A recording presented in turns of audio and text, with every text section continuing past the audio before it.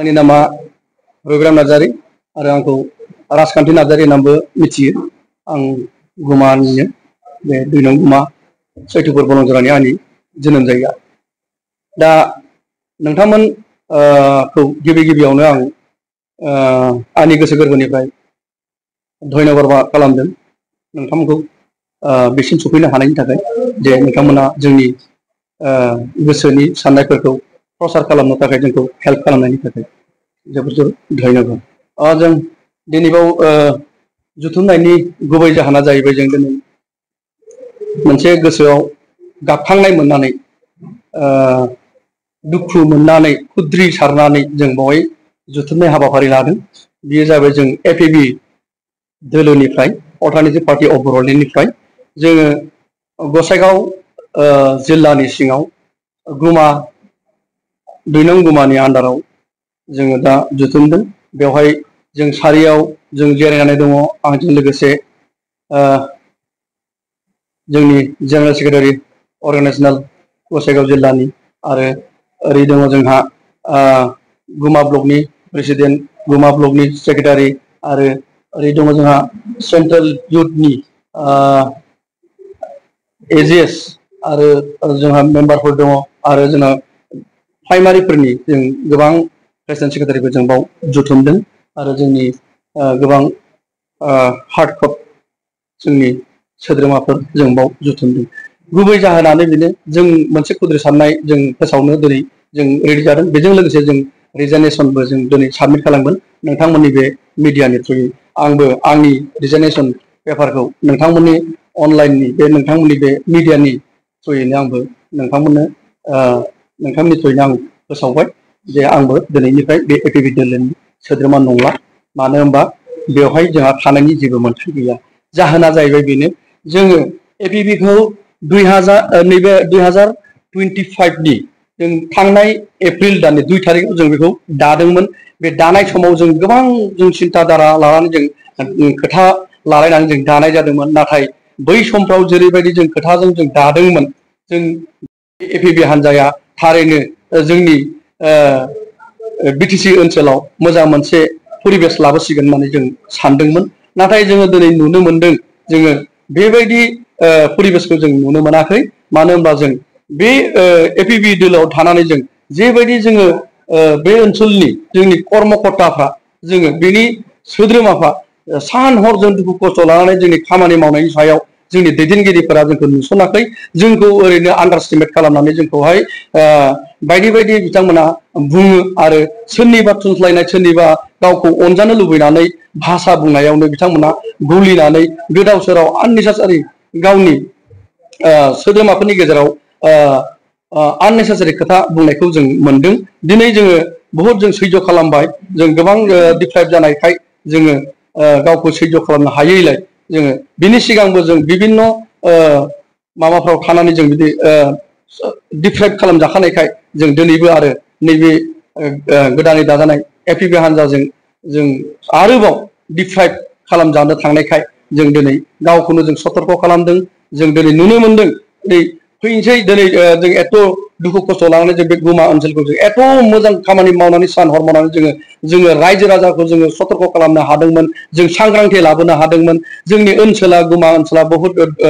गोदोसोनानै थानाय एलेखा। बे हिसाबै जों रायजो राजाजों बहुद मत बिनिमत खालामदोंमोन। बेवहाय जों रायजो राजाजों जों बहुद मोजां गाज्रि जों खोथा सावरायनानै जों बिथांमोननि अनसायनाय मोनदोंमोन। दिनै बिथांमोनाबो जोंखौ माने आजावना लादोंमोन, एक्सेप्टबो खालामदोंमोन। नाथाय दिनै जोंनि दैदेनगिरिफ्रा जोंखौहाय लामा ससेयाव दाउसा मावरिया बायदि जोंखौ दलनिफ्राय नागारनो जोंखौ बायद' खालामदों। जों गोसो गैयामोन दलनिफ्राय नागारनो। जोंहा गोसो दंमोन जों दलाव थानानै जों मावनो होननानै। नाथाय जोंखौ बायद'थामुलक जोंखौ दलनिफ्राय नागारनो थाखाय जोंखौ बिथांमोना बायद' खालामदों। जों बेखौ बुंगोन। मानो होनब्ला जोंनि बेयाव साफ्रोमबो जोंनि एपिबिनि दोलोनि सोद्रोमाफ्रा गोसोआव जोबोद जों बिनिखायनो जोंखौ जुदि डिप्राइभ खालामदोंबा जोंबो जों एपिबि दोलोनिफ्राय नङाब्लाबो आं निर्दलीयबाबो आं गेलेनो आं राजि। आरो आं बेनि गेजेरजों आं रायजो राजाखौ बुंगोन जे जोङो थांनाय जायफोरनाखि दोलोफ्रा पलिटिकेल हान्जाफ्रा जोंनि ओनसोलाव जेरै जेबायदि डेभेलपमेन्ट जानांगौ बेखौ लाबोनो हायाखै जों बेखौ लाबोनांगौनि बेलायाव जों बहुत खोथा बुंबोदोंमोन दिनै नाथाय जों लामा ससेयावनो जुदि नैबे दोलोआबो दिनै टिकेटनि बेलायावनो जोंखौ जुदि गोदाव सोराव खालामनो हायोब्ला होमबा जों साननो हायो जे बे एपिबि दोलोआबो फैगौ गभर्नमेन्ट बानायोब्ला जोंनि ओनसोलखौ नायनाय नङा होननानै जों मोनदांदों मानो होनबा थांनाय समफोराव माखासे दोलोफोरनि कर्मकर्ताफ्राबो दिनै डिप्राइभ जानानै दं ओनसोल हिसाबैनो जोंनि डेभेलपमेन्टनि सायावबो जों डिप्राइभ जानानै दं बेराफारसेनिफ्रायनो जोंखौ नासयनायखौ जों मोनदांदों आरो दिनैबो जोङो ससेयावनो जों ओनसोलखौ जोङो खुनु दिन ओंखारफेरै मानसिबाबो जों ओंखारनानै जोङो रायजो राजाजों थांनानै जों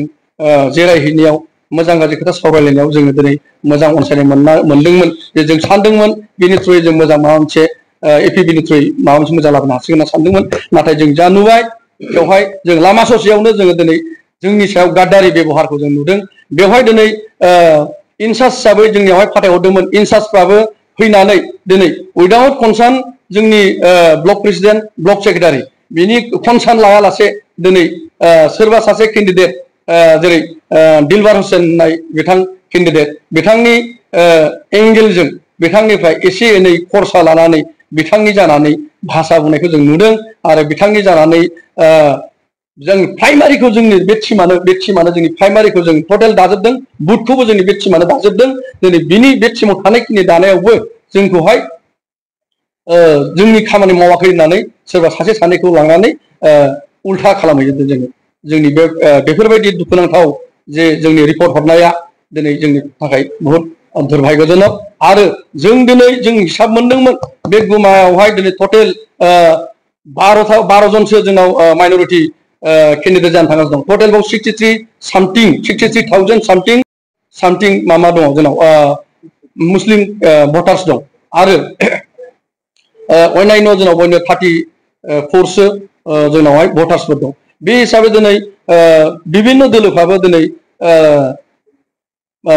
माइनरिटिनिफ्रायनो दिनै केन्डिडेटखौ बाहाय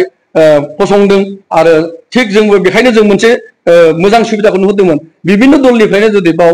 माइनरिटिनिफ्राय गसंबायब्ला होमबा एपिबिनिफ्राय जों जुदि बर' केन्डिडेट हरनो हायोब्ला जों बाव निश्चय देरहानो हायो आरो प्लास जों रायजो राजाजों जेबायदि जोङो शेयार खालामदों जोंनि ओनसोलनि डेभेलपमेन्टनि जायैनि सायाव जोंनि ओनसोलनि नासयजानायनि सायाव रायज्लायनायाव बिथांमोनाबो बहुत आग्रह जादोंमोन थिगैनो जोंनि ओनसोलनि जोंनि केन्डिडेट मोनगोन हिसाबै बिथांमोना बहुत आसा खालामदों दिनै बिथांमोनखौबो आङो खावलायहरगोन रायजो राजा जोंनि गुमा ओनसोलनिखौ नोंथांमोना निराशा दाजा नोंथांमोननि थाखाय आं दं आं दासिमबो आङो रेडि आंनि गोसोआ गोरा आङो थैब्लाबो नासयजाब्लाबो आं गावखौहाय माब्लाबाबो लोरबां लायाखै आरो आंजों लोगोसे आंनि कर्मकर्ता आंजों लोगोसे आंनि लिडारफोराबो गासैबो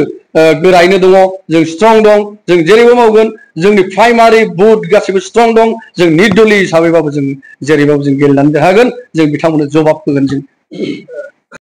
दा बेसेभाग जोंनि दैदेनगिरिफोरनि रायलायनायाव बिसोर बाव माइनरिटिखौनो बसायहरनायनि प्लान लादों बेवहाय जों बेखौबो बुजिनो हायो बेवहाय जुदि माइनरिटिखौ जुदि बसायहरनो नागिरदोंब्ला जोङो अंकआ केलकुलेसना बोरै बानायदों जों बेखौसो सानदों अंकआ बोरै बानायदों बेवहाय दिनैहाय गासैबो केन्डिडेटआनो जुदि माइनरिटि जाजोबोब्ला बेवहाय दिनै बिजेपिनिफ्राय सिंगेल केन्डिडेट जानो थांगासिनो दं हिन्दु केन्डिडेट होनबा बिथाङाथ' देरहाखागोन बिथाङाथ' देरहाहैखागोन दा बेखायनो जों नागाराखै जों गसंखागोन बिथांमोननि साननायजों जोंनि साननायजों मिलाया बिथांमोना हय माबा मोनसे एडजास्टिं जादों जानांगौ सिङाव जोंनि साननायाव जों बेखौ मोनदांनो हायो मानो होनबा बिथांमोना हयथ' बबेबा सिट शेयारिं सिङाव आन्दोआव दं होननानै जों सानो हयथ' माबा मोनसे बे जोंनि समस्तिखौ सारेन्डार जानायखौ जों नुदों एपिबि दोलोनिफ्राय प्राइमारि आरो प्लास बुथ गासैनिबो इनफरमेसन जानायनाय जाबाय जों हठात जोङो